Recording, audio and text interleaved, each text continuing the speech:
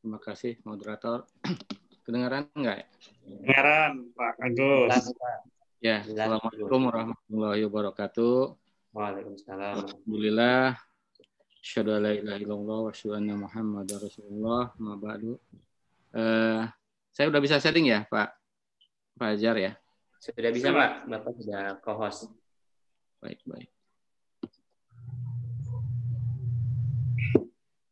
Baik, insya Allah materi saya hari ini tentang asuransi syariah. Mungkin ada sekitar pengantar lah, sekitar 30 menitan.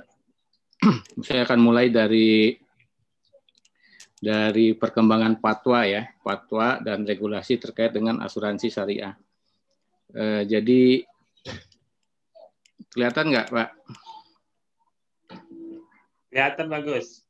Di ini aja Pak, digedein apa namanya? Di bawah ya. Kontrol. Nah, oke, full. Ya. Jadi undang-undang terkait asuransi konvensional ya, itu dimulai tahun 92 ya di Indonesia ini gitu, seperti itu.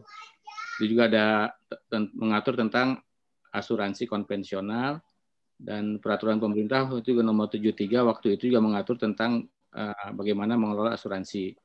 Jadi di tahun 92 itu belum ada istilah asuransi syariah. Jadi waktu itu belum ada, didengar ya, atau belum ada terkait dengan asuransi syariah. Nah, baru kemudian tahun 94 itu berdiri takaful asuransi takaful keluarga, di mana kemudian mempunyai Dewan Pengawas Syariah. Ya. Jadi Dewan Pengawas Syariah itu ditunjuk oleh perusahaan, ada 3 orang waktu itu gitu kan, tahun 94. Nah, adapun akad-akadnya, semua operasionalnya itu kita menciplak total yang ada di Malaysia. Karena di Malaysia waktu itu asuransinya sudah mulai tahun 84, jadi hampir 10 tahun ya, duluan Malaysia.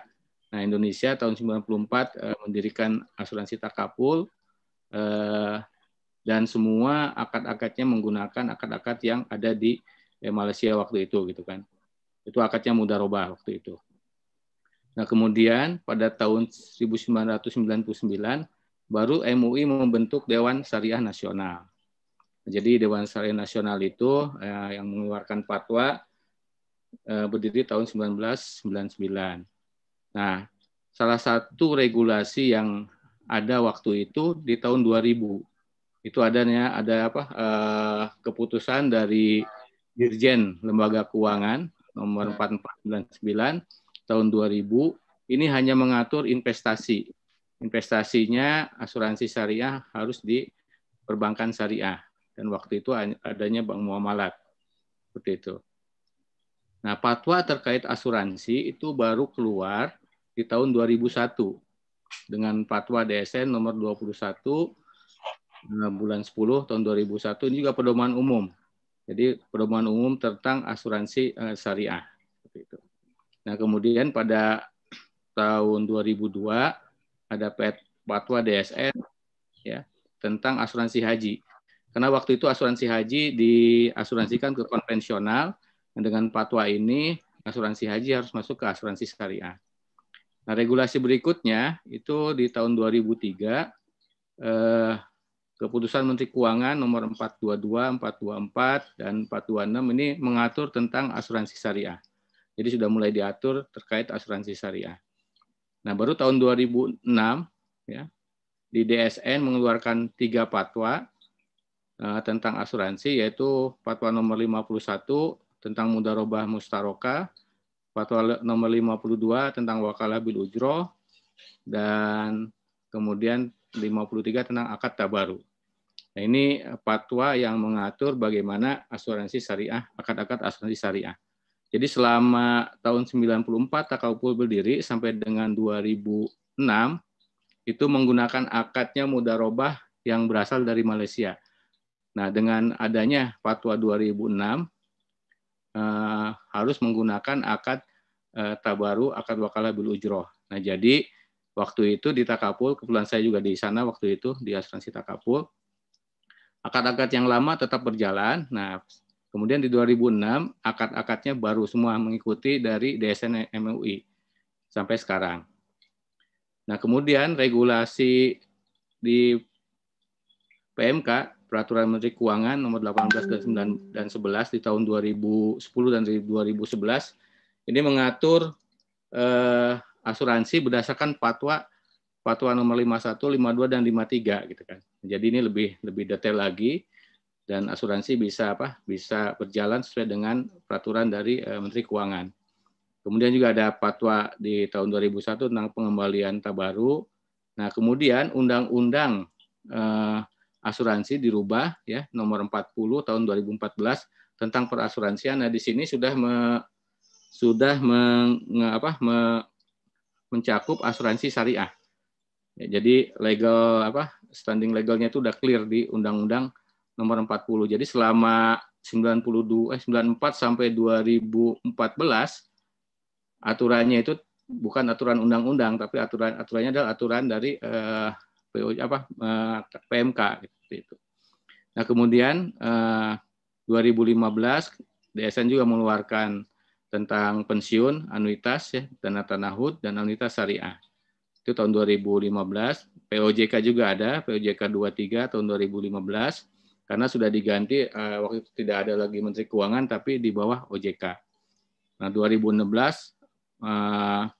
banyak POJK yang keluar terkait dengan asuransi nomor 67, 69, 72, 73. Nah, ini mengganti peraturan-peraturan yang lama terkait dengan asuransi. Dan sampai sekarang juga ada beberapa peraturan OJK yang keluar terkait dengan asuransi. Ini mungkin Pak Azhar nih gambaran fatwa dan regulasi asuransi syariah dan ini akan terus berkembang ke depannya. Baik,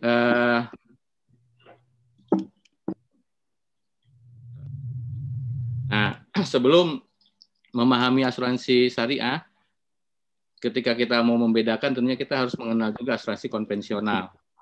Nah, saya ingin menjelaskan di sini bahwa dari mulai textbook sampai nanti regulasi, ya sampai dengan polis, ya itu bagaimana konvensional diatur dan bagaimana syariah diatur. Ini suatu hal yang sangat berbeda, gitu ya. Makanya nanti kita bisa lihat bahwa asuransi ya pengertian asuransi selalu dikaitkan dengan risiko. Ya, jadi kalau kita belajar tentang buku-buku asuransi pasti ada definisi tentang asuransi. The Essential dalam bukunya Element of Insurance menyatakan bahwa asuransi selalu berkaitan dengan risiko. Jadi kalau nggak ada risiko ya nggak ada asuransi. Seperti itu. Nah, lebih jelas lagi di bukunya Robert E. Meher dan Emerson Kamax, bukunya Principle of Insurance menyatakan bahwa suatu pengalihan risiko, transfer of risk disebut asuransi. Nah, jadi di asuransi konvensional itu dari teksbooknya sendiri, asuransi adalah transfer of risk. Jadi asuransi konvensional adalah transfer of risk. Nah, dari sini kita bisa lanjutkan di kitab Undang-Undang Hukum Dagang di pasal 246. Ini juga ada definisi tentang asuransi konvensional. Asuransi adalah suatu perjanjian dengan mana seorang penanggung. Nah, ini ada kata-kata penanggung. Nah, penanggung ini tentunya perusahaan asuransi.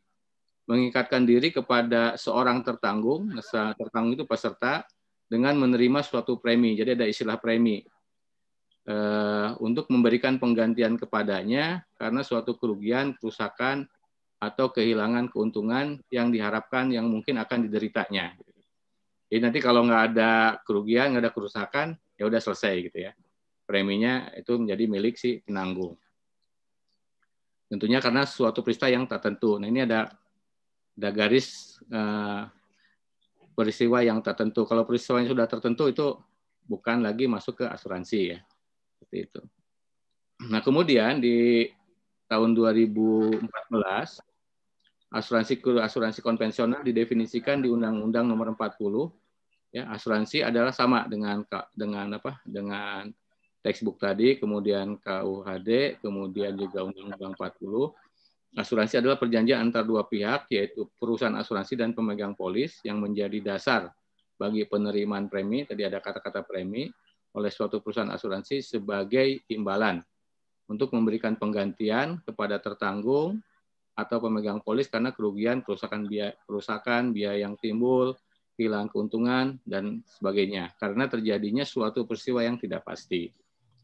Nah, yang B ini, yang di bawahnya, maaf ini bukan A, yang B, memberikan pembayaran yang didasarkan pada meninggalnya tertanggung atau pembayaran yang didasarkan pada hidupnya tertanggung dengan manfaat yang besarnya ditetapkan atau didasarkan pada hasil pengolahan dana. Jadi yang A itu untuk asuransi kerugian biasanya, asuransi umum, yang B ini untuk asuransi jiwa. Nah, jadi tadi konsisten dari textbook bahwa asuransi konvensional ada transfer of risk, terjemahkan lagi di KUHD, diterjemahkan lagi di Undang-Undang Nomor 40. Nanti ini akan diterjemahkan lagi di polis asuransi. Ya, di polis asuransi ini juga mengandung hal-hal seperti ini, perjanjian dua belah pihak antara tertanggung dan penanggung. Nah, kalau digambarkan mungkin seperti ini, ya ini yang konvensional. Jadi ini ada peserta namanya tertanggung, ya, mengadakan perjanjian dengan penanggung perusahaan asuransi. Misalnya ini contoh dia membayar premi 1 tahun 10.000 kalau meninggal. Nah, kalau ada risiko meninggal terhadap tertanggung, maka di perjanjian itu misalnya perusahaan akan membayar 2 juta, gitu, seperti itu. Nah, yang si B, yang tertanggung yang berikutnya, yang di bawah dengan premi 15.000, mungkin nanti uang pertanggungannya 1,5 juta. Ini ada hitungan-hitungan dari aktuaria nanti, premi-premi ini, ya ini hanya contoh aja. Nah, di mana nanti yang si tertanggung ini ya berjanji dengan perusahaan asuransi, ya. Kalau terjadi musibah, maka uang pertanggungan akan diberikan. Tapi kalau tidak terjadi, ya udah selesai gitu kan. Uang yang 10.000 atau 15.000 itu menjadi milik penanggung. Jadi akad seperti ini seperti akad jual beli. Makanya kadang-kadang kalau kita mendengar agen-agen asuransi, pasti Bapak mau membeli asuransi enggak gitu ya, seperti itu. Itu bahasa konvensional. Karena tadi dengan membeli dengan 10.000 akan mendapatkan 2 juta. Tapi kalau terjadi tadi meninggal, kalau enggak ya udah selesai gitu, seperti itu. Jadi milik si penanggung. Nah, jadi dengan konsep seperti ini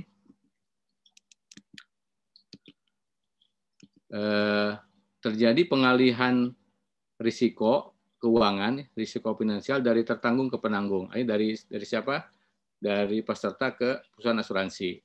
Ya, ini transfer of risk. Jadi risiko si peserta ditransfer kepada perusahaan asuransi. Kemudian perusahaan asuransi bertindak sebagai penanggung, pengalihan dana dari tertanggung ke penanggung, yang 10.000 tadi itu dialihkan dananya ke penanggung. Kemudian premi, ya, catatan accounting-nya, premi yang tadi yang 10.000 itu menjadi pendapatan perusahaan asuransi.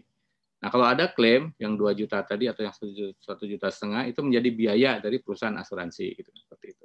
Nah, inilah mekanisme dari mulai definisi transfer of risk sampai dengan aplikasi di perusahaan asuransi menggunakan konsep yang sama, yaitu pengalihan risiko, gitu kan, seperti itu.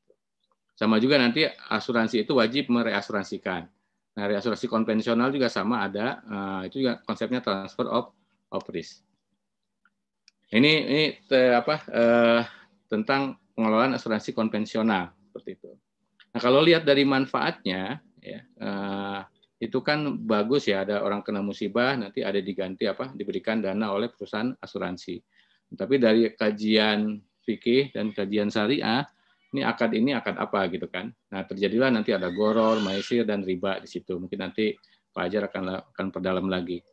Nah, kalau dalam filosofi asuransi, ketika terjadi musibah, ini kan kalau kita lihat risikonya risiko finansial ketika orang terkena musibah. Ada yang meninggal, ada yang kehilangan motor atau mobil, atau rumahnya kena gempa gitu kan. Musibah ini di syariah, di kita di Islam itu terkait dengan kegiatan tolong menolong gitu ya. Nah, kita juga ada di Al-Qur'an ya, bahwa wa atawanu ala birri wa taqwa, dan tolong menolonglah kamu dalam kebaikan. Ini kan juga kebaikan seperti itu. Ini menjadi dasar filosofi dari asuransi syariah seperti itu. Jadi ini yang bukan lagi jual beli, bukan lagi bisnis gitu, seperti itu. Tapi bagaimana tolong menolong. Nah, bagaimana konsep ini diaplikasikan dalam asuransi syariah sehingga tidak seperti asuransi konvensional seperti itu.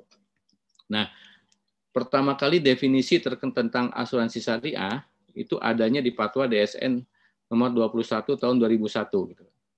Walaupun tadi saya sampaikan bahwa tahun 94 asuransi takaful berdiri, tapi secara definisi baru dikenal 2001. Yaitu asuransi syariah, takmin, takaful atau tadamun adalah usaha saling melindungi dan tolong-menolong di antara sejumlah orang atau pihak, baik melalui investasi dalam bentuk aset ataupun tabaru. Ya. Memberikan pola pengembalian untuk menghadapi risiko tertentu melalui akad yang sesuai dengan syariah. Ini ada di Fatwa. Nah, itu tahun 2001. 9 tahun kemudian itu diterjemahkan, ya. Jadi akad tabaru pada asuransi adalah akad yang dilakukan dalam bentuk hibah. Jadi akadnya sebenarnya hibah, ya, menghibahkan dana untuk tolong menolong dengan tujuan kebajikan dan tolong menolong antar peserta, bukan untuk tujuan komersil. Ini apa di Fatwa seperti ini bunyinya. Nah, kemudian tahun 2010 di PMK, ya, Peraturan Menteri Keuangan nomor 10, ya, bulan 10 nomor 18 mulai didefinisikan lagi bahwa asuransi berdasarkan prinsip syariah adalah usaha saling tolong-menolong, ta'awuni, dan melindungi takafuli di antara para peserta melalui pembentukan kumpulan dana tabaru yang dikelola sesuai prinsip syariah untuk menghadapi risiko tertentu.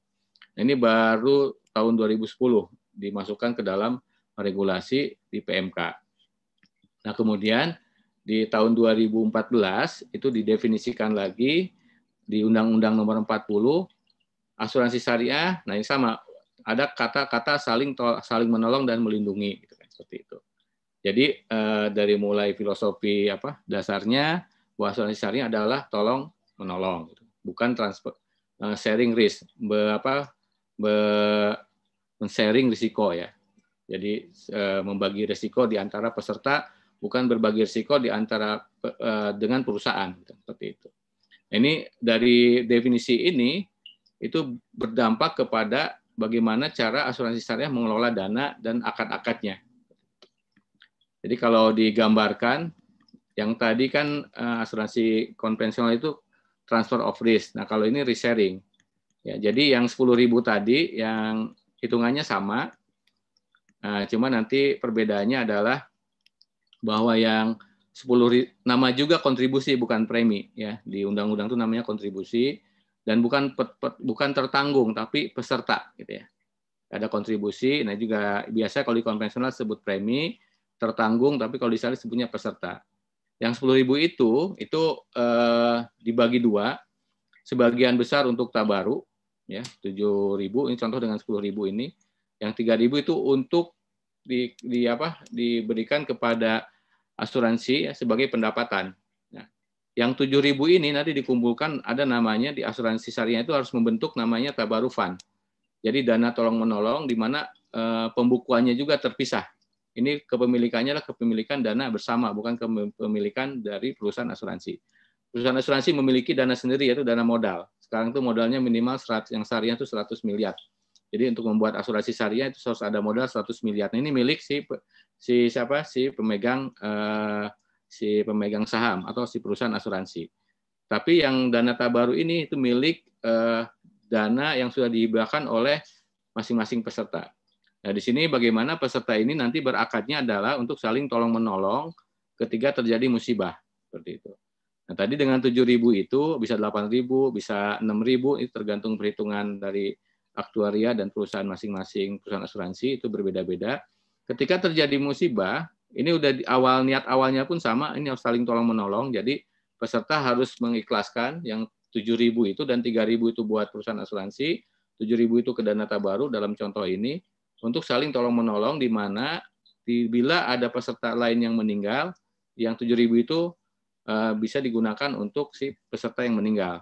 Misalnya tadi dengan 7.000 karena yang pesertanya banyak, karena asuransi itu harus bilangan besar, maka ketika ada yang meninggal seseorang, misalnya yang peserta satu ini, maka dia akan mendapat 2 juta si ahli warisnya. Dari mana 2 juta itu? Itu dari kumpulan dana tabaru seluruh peserta asuransi syariah yang sudah diniatkan untuk saling tolong-menolong. Jadi si ahli waris mendapatkannya juga sudah halal, gitu. Karena itu sudah diniatkan di awal, seperti itu. Nah, inilah konsep dari asuransi syariah asuransi itu adalah risk sharing. Jadi risiko itu di sharing bersama di antara peserta gitu kan. Kalau tadi yang asuransi konvensional itu ditransfer risikonya ke perusahaan asuransi. Nah, jadi dengan konsep risk sharing itu berbagi risiko finansialnya di antara peserta. Perusahaan asuransi bertindak sebagai operator atau admin, terjadi pengumpulan dana tabaru, ujroh merupakan pendapatan dari perusahaan asuransi, tabaru bukan pendapatan. Ya, tabaru itu milik si dana bersama. Klaim juga bukan biaya bagi perusahaan asuransi. Klaim itu adalah dari dana tabaru ini, bukan dari perusahaan asuransi. Gitu, seperti ini. Nah, dari sini sebenarnya filosofinya sangat-sangat jauh, gitu kan, sangat-sangat jauh antara konvensional dengan syariah.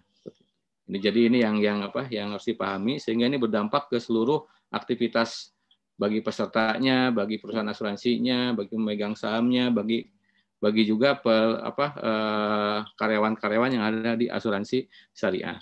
Jadi kalau saya simpulkan, asuransi syariah itu adalah sebenarnya ini kegiatan sosial. Ya, asuransi syariah itu kegiatan sosial yang dikelola secara yang diregulasi oleh pemerintah, ya, dan juga si pemegang saham juga harus ada dana modalnya. Itu. Jadi pada dasarnya asuransi syariah adalah sosial seperti itu. Nah, bagaimana juga diatur biasanya di fatwa ya nomor 53. Kalau terjadi, jadi akad tabaru pada asuransi adalah akad yang dilakukan dalam bentuk hibah dengan tujuan kebajikan dan tolong-menolong antar peserta bukan dengan tujuan komersial. Jika terdapat surplus underwriting, artinya dana tabaru ini masih masih banyak karena yang klaimnya mungkin sedikit ya. Jadi ketika terjadi surplus underwriting ini di fatwa ada 3 pilihan, bisa disimpan di dalam dana tabaru semuanya, bisa disimpan sebagian dana tabaru, sebagian lagi nanti diberikan kepada peserta yang tidak klaim, atau ada yang ketiga disimpan sebagian ke peserta yang tidak klaim juga diberikan lagi karena kelebihan, dan sebagian lagi buat perusahaan asuransi ya karena dia mengelola dana tabaru. Ini semua ini harus dicantumkan di awal, di akad awal ya. Jadi semua tahu berapa bagian-bagian dari masing-masing pihak. Sebaliknya, jika terjadi defisit underwriting atas dana tabaru, artinya yang klaimnya banyak, dananya kurang. Secara teori, harusnya itu dikumpulkan lagi dari peserta.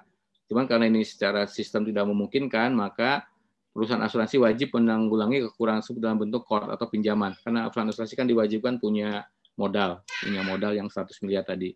Jadi kalau kurang itu dipinjamkan dulu. Nah, biasanya nanti ada perubahan-perubahan dari rate, dari kontribusi, sehingga ketika terjadi surplus, itu wajib dibayarkan dulu qard-nya. Ya. Qard-nya dibayarkan dulu, setelah qard-nya terbayar semua, baru boleh dibagikan ke yang lainnya. Seperti itu. Jadi, pengembalian dana qard kepada perusahaan asuransi disisikan dari dana tabaru. Jadi inilah, termasuk juga reasuransinya. Reasuransi syariahnya juga sama, akadnya sama dengan asuransi syariah. Jadi reasuransi ini adalah pesertanya adalah perusahaan asuransi. Jadi pesertanya adalah perusahaan asuransi. Ya. Nah, di atasnya reasuransi ini juga wajib oleh regulasi ya. Nah, penggunaan istilah, makanya di sini kadang-kadang sering susah membedakan syariah dengan konvensional. Karena dalam kata-katanya juga masih suka dipakai istilah yang konvensional gitu, seperti itu. Ya. Jadi misalnya kalau di konvensional kan ada tertanggung, ada premi, ada uang pertanggungan. Biasanya kita menjual asuransi, itu sudah terbiasa biasanya di pemasaran ya. Bapak mau beli asuransi atau tidak? Atau biasanya bagi peserta ini preminya mahal, oh preminya murah gitu kan, seperti itu. Ini bahasa-bahasa karena tadi akadnya transfer of risk seperti jual beli gitu ya, seperti itu. Ini yang yang secara syariah ada aspek goror, ada aspek maisir, ada aspek riba. Nah, ketika bicara asuransi syariah, tertanggung menjadi peserta, premi menjadi kontribusi, uang pertanggungan uang asuransi atau uang santunan. Nah, kita asuransi tidak menjual produk asuransi, tapi kita menawarkan program tolong menolong, jadi menawarkan asuransi syariah gitu. Bagaimana mengajak orang untuk saling tolong menolong. Nah, ketika bicara kontribusi, tidak ada di syariah itu yang mahal atau murah. Karena kontribusi itu ya besar atau kecil gitu kan. Malah harusnya kalau misalnya kita mau menolong orang, kita akan senang dengan kontribusi yang besar gitu kan, seperti itu gitu kan. Nah ini yang kadang-kadang di lapangan karena mungkin belum di training atau belum memahami secara detail, kadang-kadang asuransi syariah tapi dipasarkannya atau disampaikannya seperti asuransi konvensional gitu kan. Nah ini yang salah gitu kan. Itu Pak Ajar mungkin untuk sementara Pak Ajar dari saya tentang perbedaan asuransi syariah dengan konvensional. Mungkin sebelum berikutnya ada tanya jawab dulu. Terima kasih Pak Ajar. Assalamualaikum warahmatullahi wabarakatuh. Assalamualaikum warahmatullahi wabarakatuh. Baik, terima kasih kepada Pak Agus Haryadi untuk penjelasannya.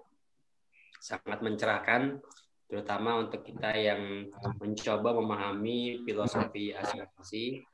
Tadi sudah dijelaskan perbedaan asuransi konvensional yang bersifat transfer of risk dan yang syariah bersifat sharing risk atau risk of sharing. Baik, selanjutnya kita sudah bisa buka sesi diskusi. Ini kayaknya sudah pada semangat untuk mengajukan pertanyaan. Seperti biasa Bapak Ibu, untuk pertanyaan bisa diajukan secara langsung ataupun bisa melalui kolom raise hand-nya dan bisa juga di kolom chat. Baik, yang pertama silakan yang ingin mengajukan pertanyaan. Tadi Pak Zakirudin sudah raise hand, cuma bisa di lower hand lagi. Mungkin sambil menunggu pertanyaan, kita mohonkan kepada Pak Azhar untuk memberikan sedikit risam ya atas penjelasan yang tadi sudah disampaikan oleh Pak Agus Haryadi. Silakan Pak Azhar. Mas, itu tadi ada Pak Zakirudin tadi sudah angkat tangan.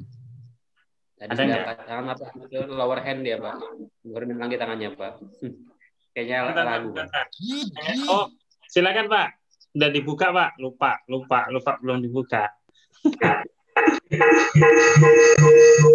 Silakan Pak Zakirudin. Monggo silakan Pak Zakirudin. Oke, kalau enggak ada saya nambahkan sedikit ya Mas itu ya. Pak Gus. Halo.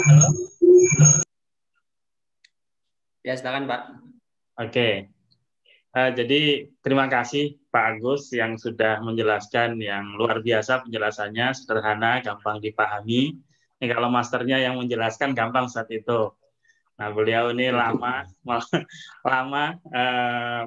geluti asuransi syariah sejak awal ya berdirinya Takaful sampai sekarang beliau juga masih geluti asuransi. Kayaknya sampai meninggal pun masih mikirin asuransi. Jadi luar biasa. Jadi kalau kamusnya asuransi syariah, insya Allah Pak Agus tadi sudah menjelaskan luar biasa detailnya. Nah, saya sedikit nih Pak Agus ya menjelaskan sisi tidak syariahnya asuransi konven. Kan biasanya kalau tidak syariah itu ukurannya ada ribanya, ada gharornya, ada maisir. Nah, 3 hal itu yang jadi patokannya. Nah, sekarang pertanyaannya, di mana ribanya, di mana gharornya, di mana maisirnya, nah sehingga tidak sesuai syariah dan harus dicarikan alternatif yang sesuai dengan syariah. Nah, saya coba share ya. Ini kayaknya bahan ngasih kuliah nih, Pak Agus. Oke ya, jadi tadi Pak Agus sudah menjelaskan. Misalnya asuransi jiwa ya, ketika seseorang membayar premi 1 juta ya, tiap orang, nanti dijanjikan kalau misalnya dia kecelakaan ketabrak langsung jungkir kan Mas itu ya. Nah, dijanjikan dapat 50 juta. Artinya uang 1 juta ditukar dengan uang 50 juta. Makanya tadi Pak Agus jelaskan, kalau di konvensional istrinya istilahnya mau beli asuransi enggak atau mau beli polis enggak. Jadi akadnya adalah jual beli, tukar menukar.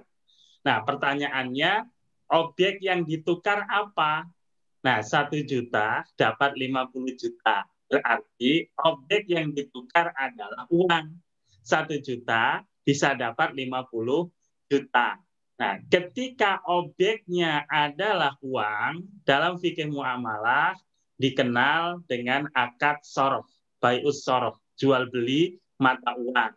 Nah, kalau uangnya jenisnya sama, ya rupiah 1 juta, kalau terjadi klaim 50 juta, berarti berlaku hukum harus sama ukurannya dan harus cash. Nah, sementara bayar 1 juta, ternyata dapat 50 juta. Apa artinya? Di sini ada kelebihan.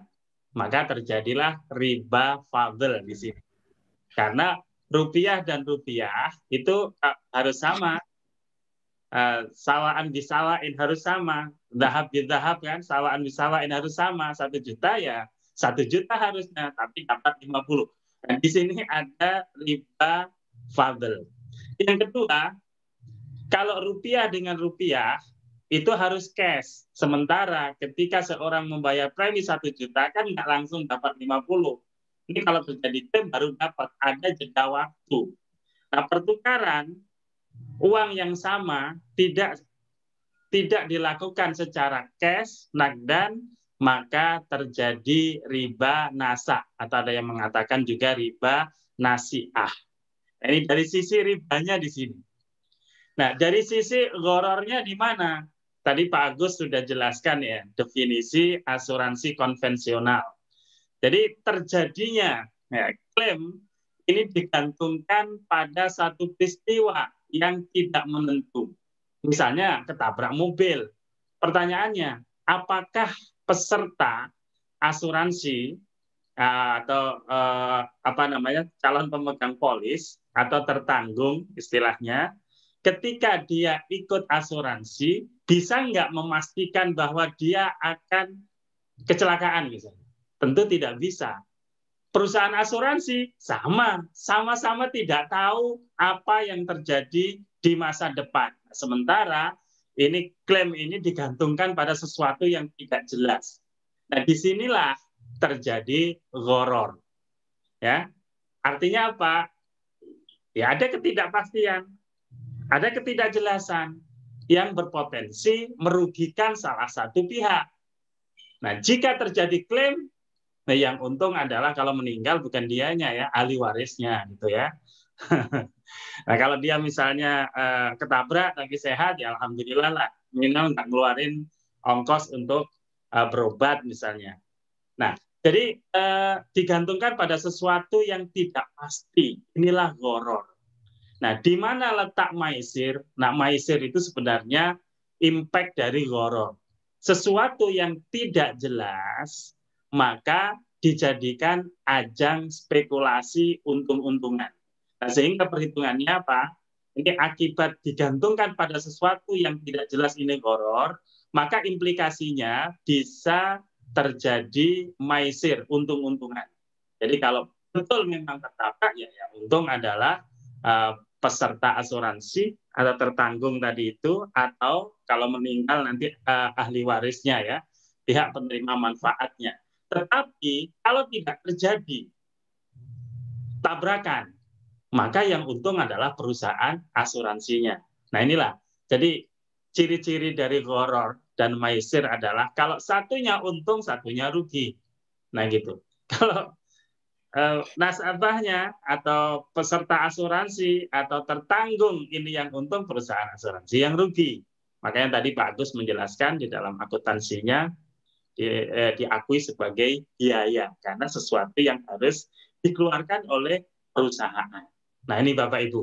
Nah, karena di sini ada riba, di sini juga ada ghoror, pertanyaannya bagaimana biar ghorornya hilang, maisirnya hilang, ribanya hilang. Nah, disitulah dari akad tukar menukar diganti menjadi akad tolong menolong.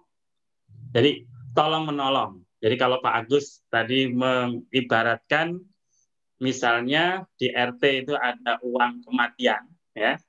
Jadi uang kematian yang dikumpulkan oleh Pak RT, yang dibayar oleh seluruh anggota RT.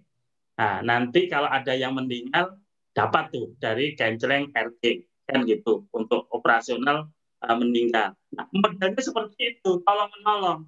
Jadi peserta ketika membayar kontribusi, nah, Pak Agus tadi bilang bukan premi lagi kalau syariah, harus istilahnya kontribusi, meskipun di fatwa kita masih menggunakan premi ya Pak Agus ya, fatwa awal-awal ya. Baik, kesininya kita membuat diferensiasi lah, ada perbedaan. Nah, jadi ketika peserta tadi membayar kontribusi bukan diberikan kepada perusahaan asuransi, tapi dikumpulkan di akun tabaruk. Jadi kumpulan dana tolong menolong seperti DRT ya dikumpulin DRT. Nah itu milik siapa? Ya milik semua anggota RT. Ini juga sama nanti. Peserta banyak tuh ngumpulin. Milik siapa? Milik peserta. Nah bedanya nih kalau Pak RT itu bisa jadi nggak dapat apa-apa tuh dari uang yang dikumpulin Pak RT. Makanya RT bagus, rugi terus, begitu ya. Nah, kalau ini perusahaan asuransi yang dia butuh sewa gedung, dia juga butuh bayar pegawainya, sewa listrik dan lain-lain, berarti ada biaya operasional yang dikeluarkan perusahaan asuransi.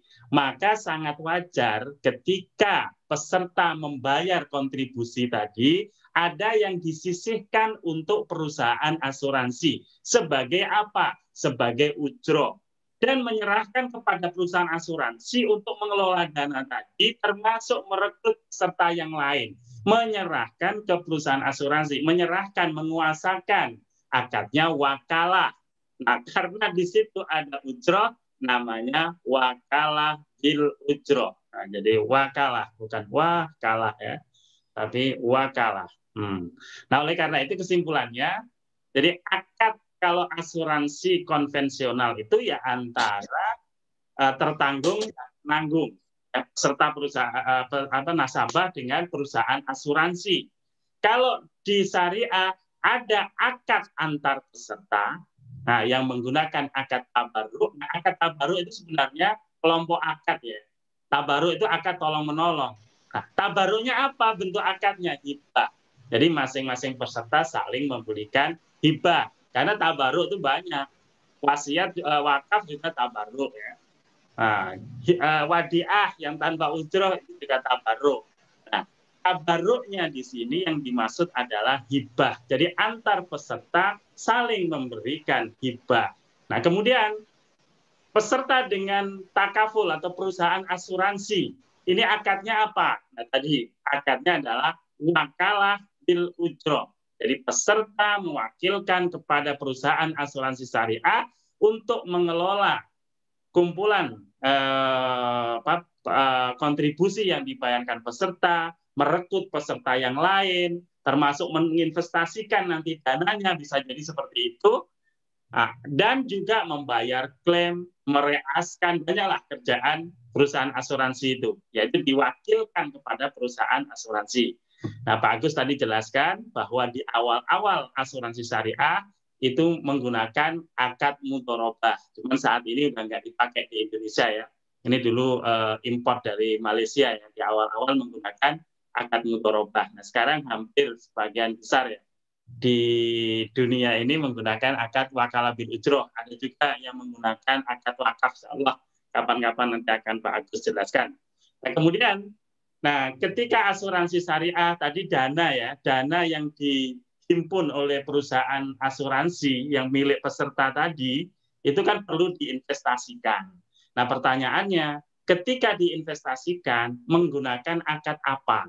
Nah, pertama bisa wakalah bil ujroh. Artinya, peserta tadi ketika menyerahkan kepada perusahaan asuransi, termasuk menginvestasikannya menggunakan wakalah bil ujroh. Tapi ada juga, dan ini umumnya di asuransi general ya, asuransi kerugian atau asuransi umum, investasi dana peserta itu dipisahkan dari akad wakalah bil ujroh, tapi menggunakan akad mudharabah.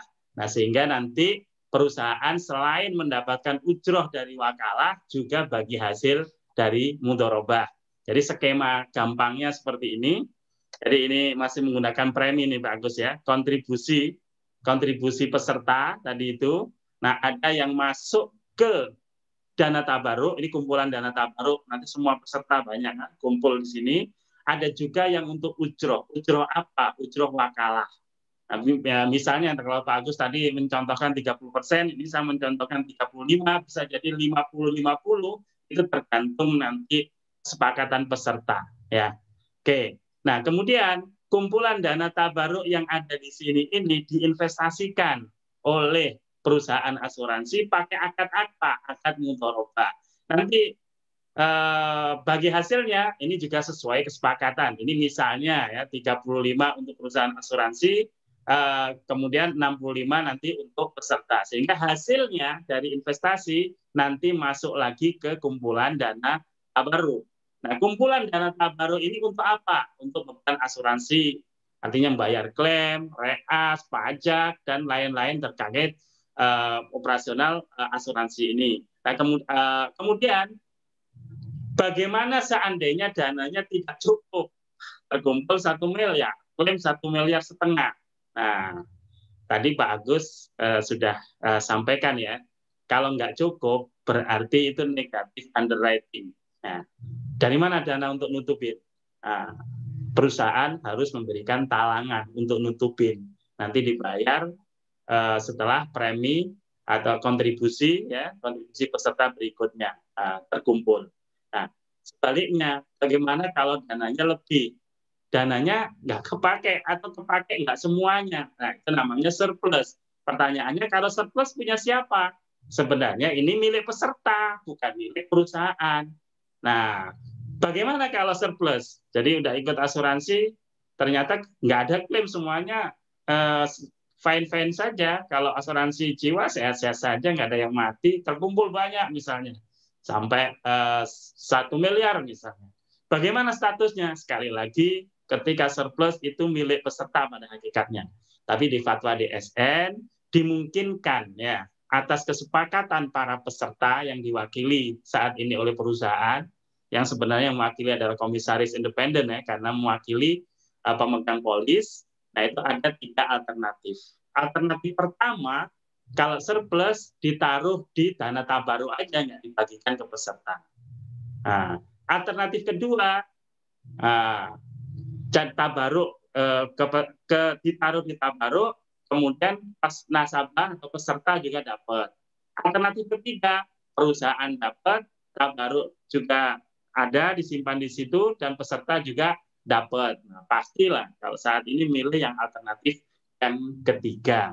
Artinya dimungkinkan dana milik peserta tadi atas kesepakatan kumpulan peserta itu bisa dikembalikan ke peserta. Nah, secara umum keuntungan perusahaan dari mana? Pertama dari akad wakalah bil ujroh ini ya, ujroh. Kemudian yang kedua dari kalau menggunakan akad mudharabah berarti dari bagi hasil. Ketiga, kalau terjadi surplus underwriting dari surplus.